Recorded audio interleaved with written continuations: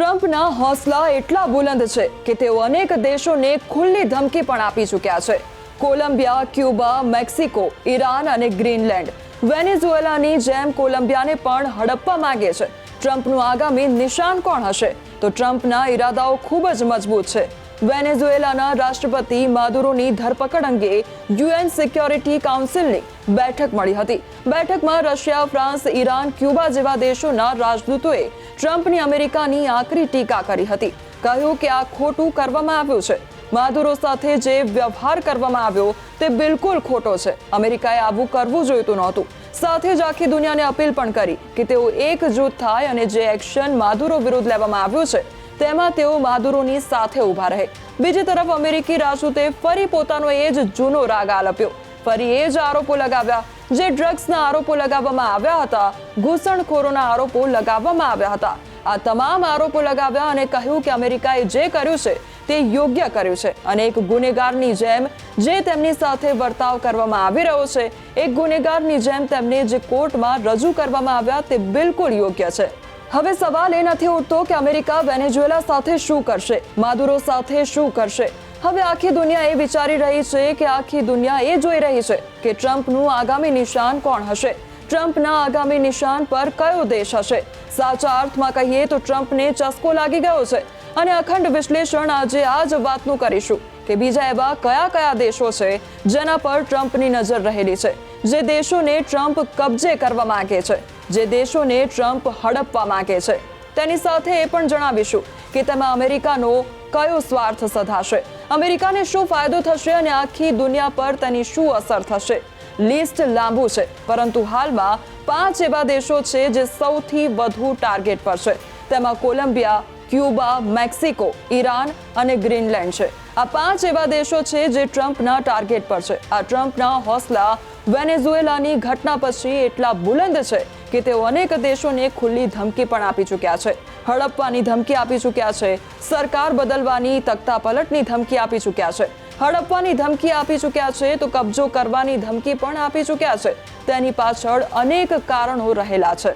તો સૌથી પહેલા ચાલો વાત કરીએ આપણે ગ્રીનલેન્ડની. ગ્રીનલેન્ડ દુનિયાનો સૌથી મોટો આઇલેન્ડ છે, સૌથી મોટો ટાપુ છે અને અમેરિકાની નજર અહીંના નેચરલ રિસોર્સિસ પર રહેલી છે.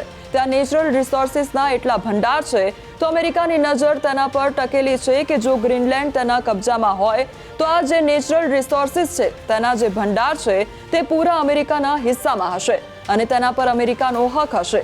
આ સિવાય નોર્થ પોલ પર રશિયા અને ચીનનો કબજો છે, તો કબજો ના કહી શકાય, દબદબો છે. હવે રશિયા અને ચીન સામે અમેરિકા ડાયરેક્ટ લડવાની હેસિયત નથી ધરાવતું, ડાયરેક્ટ તેમની સામે લડી પણ શકતું નથી.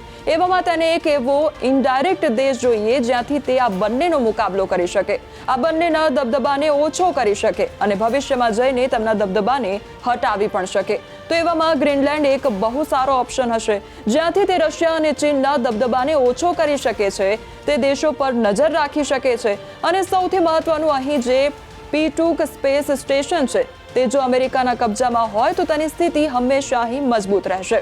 હવે વાત કરીએ કોલંબિયાની. તો કોલંબિયાની ટ્રમ્પે સૈન્ય કાર્યવાહીની ધમકી આપી, મિલિટરી એક્શનની ધમકી આપી અને આરોપ શું લગાવ્યા જે વેનેઝુએલા પર લગાવવામાં આવ્યા હતા. એ જ આરોપ કે અહીં જે શાસકો છે તે ડ્રગ્સનો કારોબાર કરે છે, સરકાર ડ્રગ્સ કાર્ટેલને પ્રોત્સાહન આપે છે અને આ ડ્રગ્સ બોર્ડર દ્વારા અમેરિકામાં આવે છે અને અમેરિકામાં મોટો ખતરો ઊભો કરે છે. લગભગ આ જ આરોપો વેનેઝુએલા પર લગાવવામાં આવ્યા હતા. તમને એ જણાવી દઉં કે કોલંબિયા અને અમેરિકા એક સમયે બહુ સારા મિત્રો હતા. આજની તારીખમાં બંને કટ્ટર દુશ્મન છે. આ જ આરોપ લગાવીને તેઓ વેનેઝુએલાની જેમ કોલંબિયાને પણ હડપવા માંગે છે. વચ્ચે પનામાની પણ વાત આવે છે.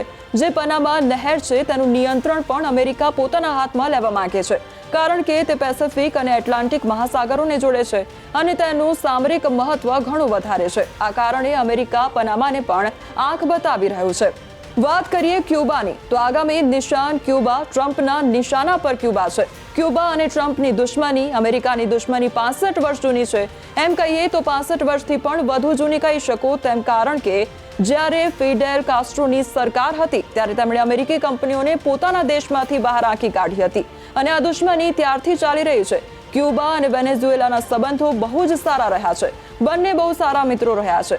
એવામાં ટ્રમ્પ માટે આ એક એવી તક છે કે તેઓ ક્યુબાને પોતાની સાથે કરી લે અને વેનેઝુએલાના આ રીતે તૂટ્યા પછી ક્યુબાની પૂરી સપ્લાય બંધ થઈ ચૂકી છે. સપ્લાય ચેન કપાઈ ચૂકી છે અને ટ્રમ્પને વિશ્વાસ છે, અમેરિકાને વિશ્વાસ છે કે સપ્લાય ચેન કપાયા પછી તે પોતાની મેળે નબળું પડી જશે અને જ્યારે નબળું પડશે ત્યારે ઉથલ પાથલ થશે અને ત્યાંની સરકાર પોતાની મેળે પડી જશે. આ આશા ક્યુબામાં અમેરિકા રાખીને બેઠું છે, એટલે કે ક્યુબાને લઈને ટ્રમ્પના ઈરાદાઓ આ જ છે. હવે વાત કરીએ પાડોશી દેશ મેક્સિકોની. ટ્રમ્પના નિશાના પર મેક્સિકો પણ છે અને મેક્સિકોને ટ્રમ્પે ધમકી પણ આપી છે. મેક્સિકોને લઈને અમેરિકા અવારનવાર નિવેદનો આપતું રહ્યું છે. મેક્સિકોની નારાજગી જૂની તો છે જ, નવી નારાજગી એ છે કે વેનેઝુએલાની ઘટના પછી મેક્સિકો ખુલીને માત્ર મેક્સિકો જ નહીં, મેક્સિકોના લોકો, મેક્સિકોની જનતા ખુલીને વેનેઝુએલાની સાથે આવી ગઈ છે. વિરોધ થઈ રહ્યા છે, પ્રદર્શનો થઈ રહ્યા છે, માર્ચ કાઢવામાં આવી રહ્યા છે. જ્યાં જ્યાં મેક્સિકોના લોકો છે ત્યાં પ્રોટેસ્ટ માર્ચ કાઢી રહ્યા છે. અલગ અલગ જગ્યાઓ પર પણ મેક્સિકોની બહાર અમેરિકાને આ વિરોધ, આ પ્રદર્શન, આ માર્ચ હજમ નથી થઈ રહ્યા. તો એક તો મેક્સિકો સાથે જૂની દુશ્મની, બીજો અમેરિકાને ખુલ્લો ચેલેન્જ, અમેરિકા વિરુદ્ધ ખુલ્લું પ્રદર્શન. આ ટ્રમ્પને બિલકુલ હજમ નથી થઈ રહ્યું. અને અહીં પણ ફરી એ જ જૂનો આરોપ, ડ્રગ્સ અને ઘૂસણખોરી. જે ડંકી રૂટ છે તેને લઈને અમેરિકા મેક્સિકો પર હંમેશા આરોપ લગાવતું રહ્યું છે અને તે રૂટ પણ મેક્સિકો થઈને જ છે. તો ડ્રગ્સને લઈને આરોપ લગાવે છે જ અને તો આ બધી વસ્તુઓ છે જેને લઈને અમેરિકા મેક્સિકોને પોતાના કબજામાં લેવા માંગે છે. મેક્સિકો પર તેની ત્રાસી નજર છે એમ પણ કહી શકો છો. તો ગ્રીનલેન્ડ, મેક્સિકો, કોલંબિયા, ક્યુબા, આ બધા દેશોનું તો અમે તમને જણાવ્યું જ અને આ દેશોથી અમેરિકા એટલા માટે પણ નારાજ છે કે તેઓ રશિયા અને ચીનની નજીક છે. તેમની નિકટતા, તેમની મિત્રતા રશિયા સાથે છે.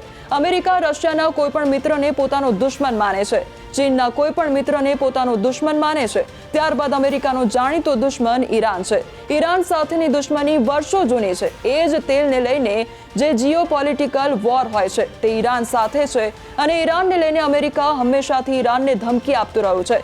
ઈરાનમાં સત્તા બદલવા માંગે છે. હવે જે સંજોગો છે, જે રીતે અમેરિકા આખી દુનિયાને આંખ બતાવી રહ્યું છે, આ ઘટના પછીથી તો તેને લાગે છે કે ઈરાન પર પણ દબાણ બનાવી લેશે.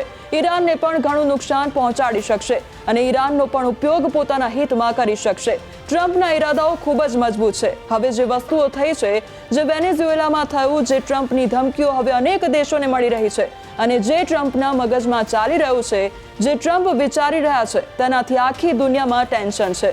અમે તમને જણાવ્યું કે કઈ રીતે યુએન સિક્યોરિટી કાઉન્સિલની બેઠક પણ મળી હતી. આખી દુનિયાને એ જ લાગી રહ્યું છે કે ક્યાંક ટ્રમ્પનું આગામી પગલું દુનિયાને ત્રીજા વિશ્વયુદ્ધ તરફ ધકેલી ના દે. ખતરો આ જ વાતનો લાગી રહ્યો છે.